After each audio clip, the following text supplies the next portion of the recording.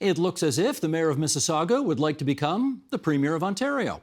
Bonnie Crombie was once a federal Liberal MP. She's been the Mayor of Ontario's third largest city for almost a decade.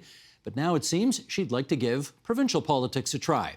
Crombie announced today she's setting up an exploratory committee as a necessary first step to running for Ontario Liberal leader. And she joins us now here in studio to explain why. Welcome back. Thank you. Good to see you again.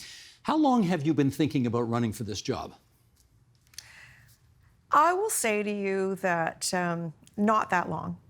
I have been receiving messages from prominent Liberals and residents from Mississauga and from Ontario, encouraging me to consider it.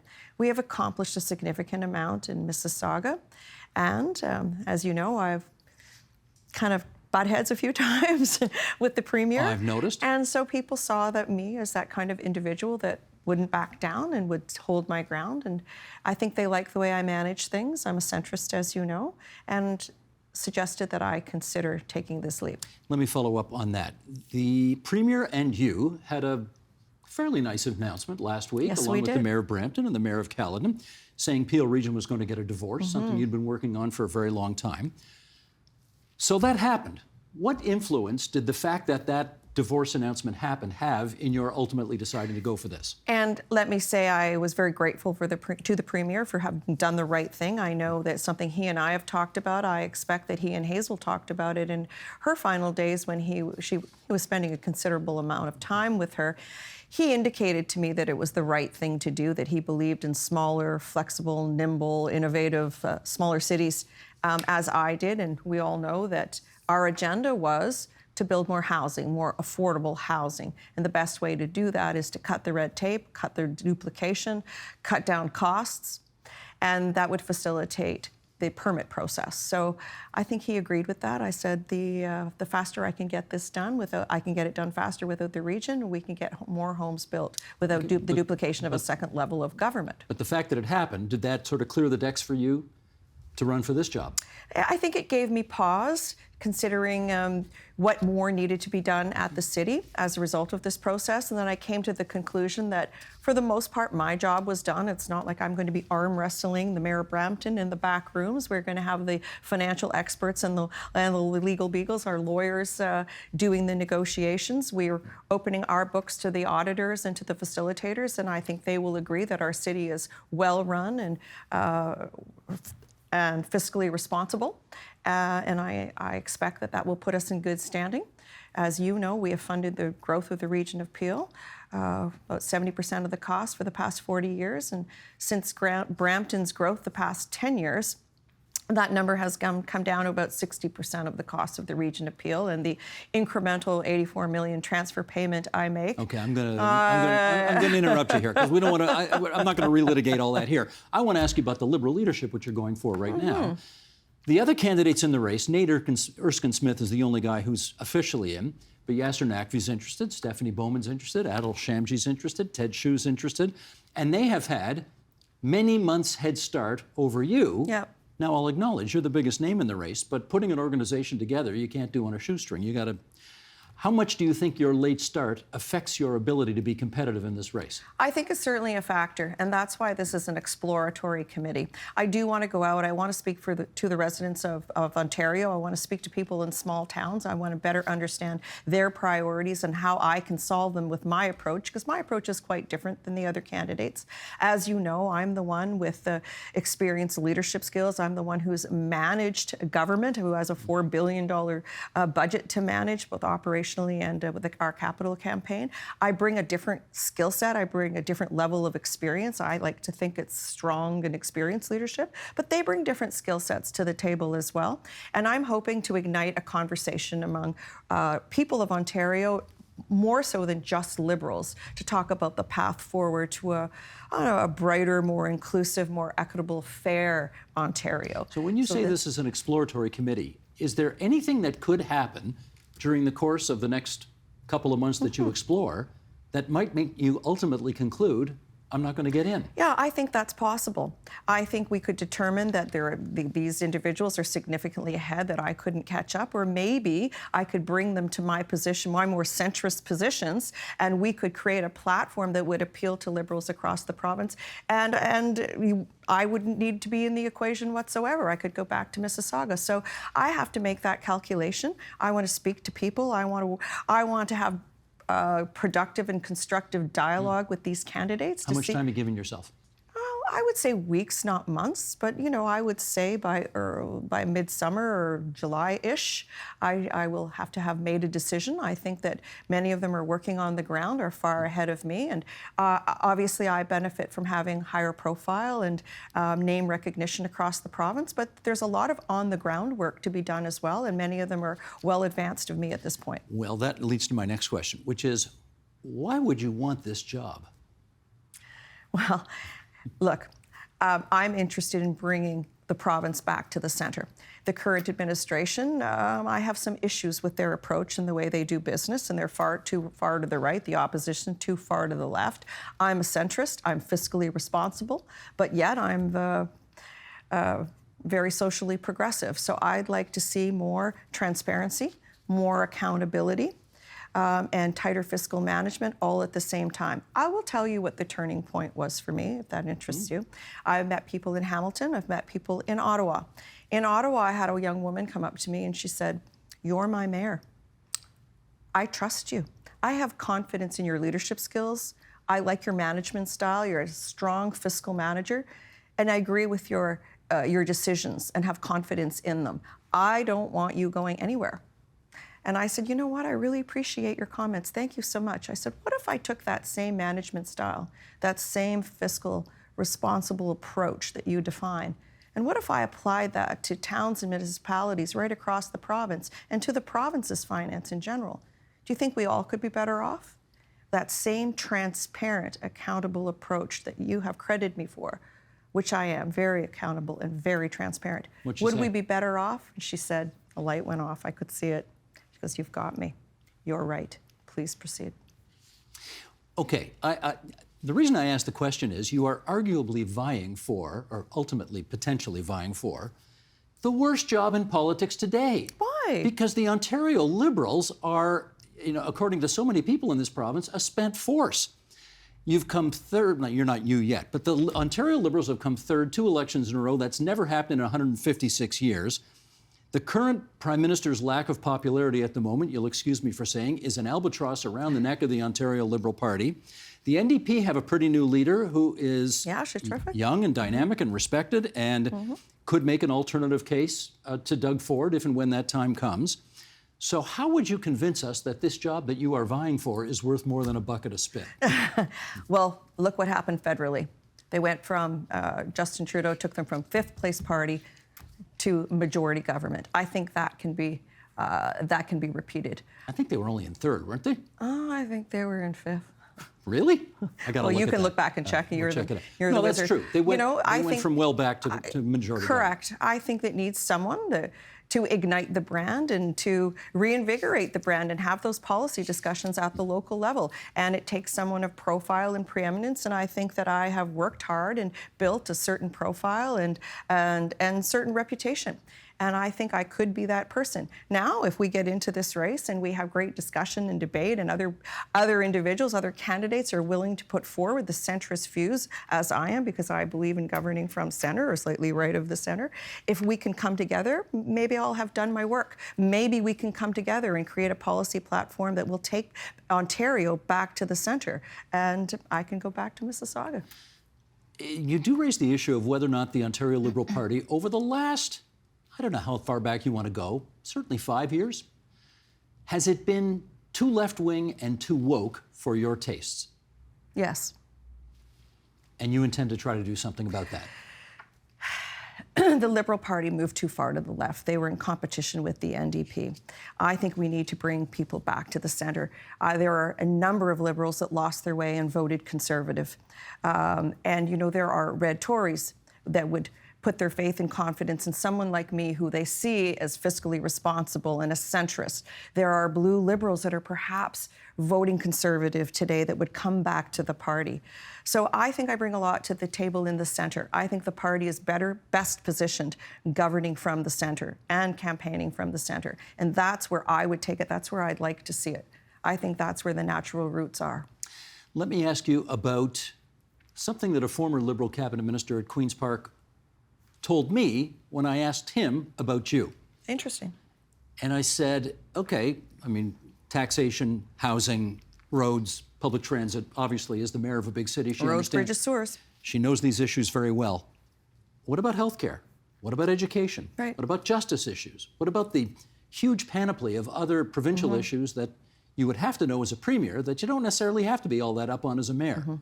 Can you do that? Well, of course I can do that. I see day to day people come to me with their problems, no matter what they are. They don't distinguish between level of government. I hear about it. I see how overburdened our healthcare system is. I see our education system where there are too many students in one classroom, the size of classrooms, the fact that online learning is the direction the province seems to want to go. We have to work with our educators. We have to work with our healthcare workers, our nurses, our doctors. I think the defining issue in this next election will be leadership, and it will be about fixing the crisis in our hospitals and in our schools. Can you tell me, if leadership is the issue, tell me one significant thing you disagree with the current Premier of Ontario on? Transparency. Transparency and accountability. There are certain things in the way they were done, and I will raise Ontario Place, the Greenbelt, the MZOs. Close relationship with the development community is a big concern, but it could have been less of a concern if there was more transparency around the decisions that were made, more consultation, whether it's with local communities, community groups, or First Nations groups, whatever it might be. I think sunlight is very important on decisions that have been made. People don't understand why decisions were made. Why was the new consortium at Ontario Place given a 99-year lease? Why are we moving the Science Centre to Ontario Place? These are decisions, there may be a great rationale behind them. In fact, I happen to be aware that the previous board supported the decision to move Ontario Place, but Ontarians don't understand that, and no one's been willing at this point to explain it to them. So there's a lack of transparency and there's a lack of accountability. Same with the Greenbelt. Maybe there's good reason. Maybe some of that land is serviceable. But what was consultation done with the local community? Was it made public that individuals would be told that this land could be rezoned? I mean, there are certain questions at play here that I think a greater level of transparency and accountability should have been cited. Okay, fair enough, but people may infer in those answers, oh, so she wouldn't move the Science Centre to Ontario Place, or maybe she would not allow further development in the Greenbelt. Can they read that into your answers? I very well may have or may not have, but I think a certain level of consultation was important with the local community. This is a gem that's being moved from Don Mills to the centre of, to the waterfront of Toronto. Was that the right decision, and how does the local community feel about it?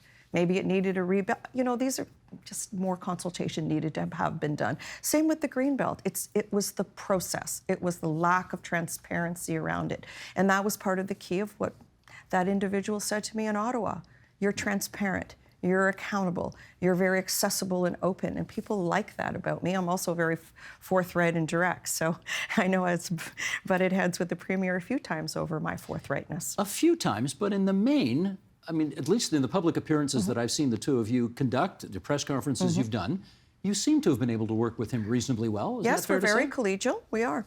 So we just have a different opinion on which direction the province should take. And I often say to him, we both want the same thing, the province to prosper. We would just get there differently. We have a different approach. Do you think he's done a bad job over the 5 years he's had the job?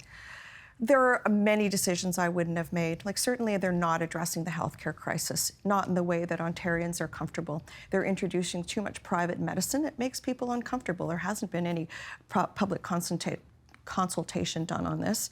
You know, our hospitals are overburdened and underfunded, and let's address why. Let's fix the crisis that occurs in our healthcare system and in our hospitals. Same within our schools and education. You know, there are lots of changes that can be made, but let's start with size of classrooms. There are too many children in one classroom. I would even look at whether or not we need grade 13 again. Our youth are spending 5 years, whether in high school or in university, but they're certainly not ready to go to university. These are decisions that are, these are policies that need to be reviewed. And I would like to consult with educators and the people and make some decisions about how to go forward. We don't need to have a policy discussion right now. We're just launching the listening tour, the exploratory tour, and I wanted the opportunity to speak to professionals and speak to people in the industry and the sector and speak to Ontarians on their views and what their issues are. I totally appreciate that you're not rolling out policy today, that this is the beginning of a process, not the middle or end of a process. Having said that, you just sort of threw out the notion that you think that there's too much privatization in Medicare taking place right now, and I suspect people will want to know, what does that mean? What exactly are you worried about, or what do you see happening out there that concerns you? Well, what we're concerned about is people being charged for medicine, that it will move away from universal medicine, that people be required to pay for their surgeries or will be upcharged for that particular surgery because it's in a private hospital or a private outsourced facility rather than in a publicly funded hospital. This is a real concern to Ontarians. It's part of our values and our principles to have universal medical care. But as a general philosophy, do you oppose publicly insured services happening in privately owned and operated clinics? Well, it depends. I think we have to look at the funding model. I have to speak with the hospitals, and I would have to ensure that these upcharges aren't occurring. And there's a real concern among people that they will, that they have and that they will. I, again, in preparation for today, did some emailing back and forth with somebody else who knows you, and this other person who's been in Liberal politics for 50 years said to me, why would she want to leave Mississauga right now? She's finally been able to get independence for Mississauga. Why would she not want to usher that in and really be the mayor of the independent sovereign Republic of Mississauga, as you have wanted to be for a long time?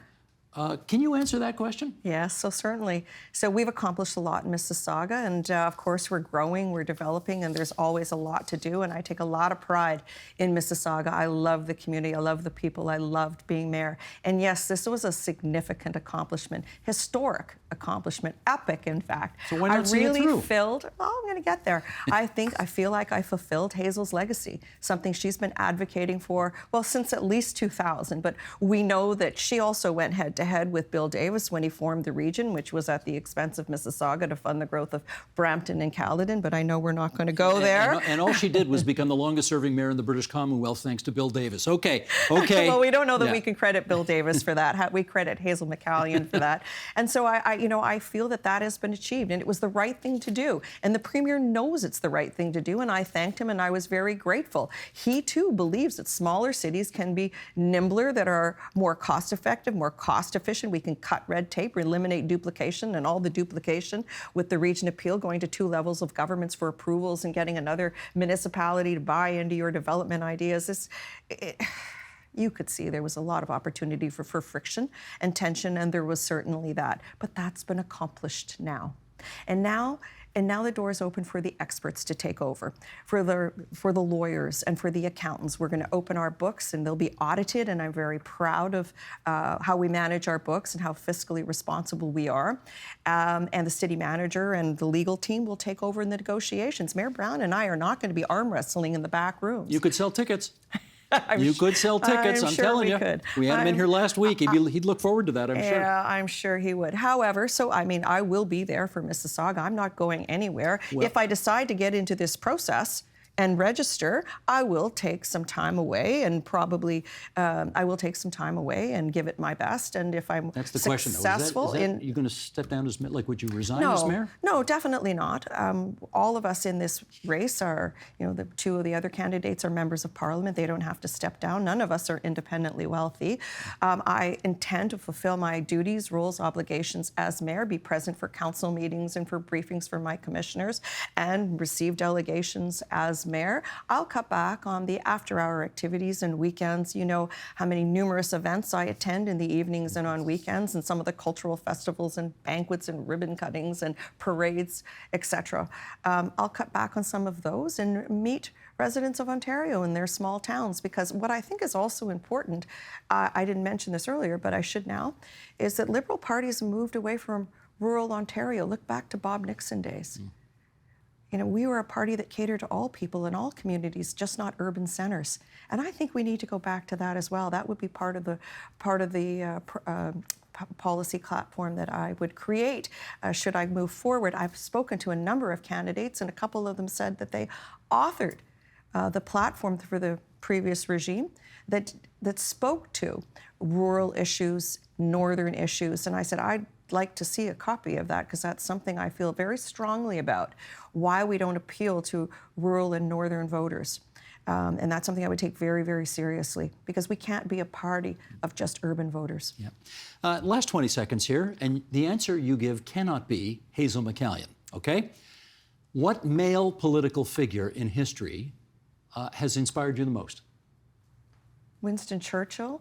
You know, even John Tory, I love how he governed. You know, I think people have a real comfort with him. People who are practical, can resonate with people, empathize with people.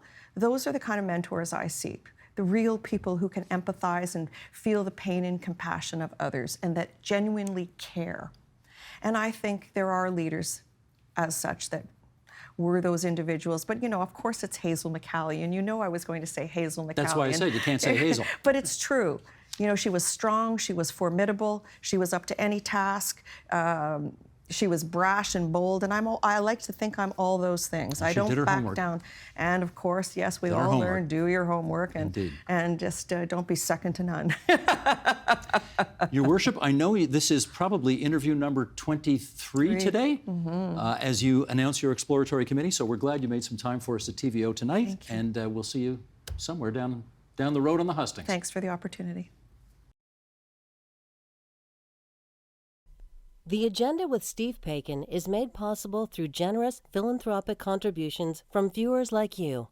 Thank you for supporting TVO's journalism.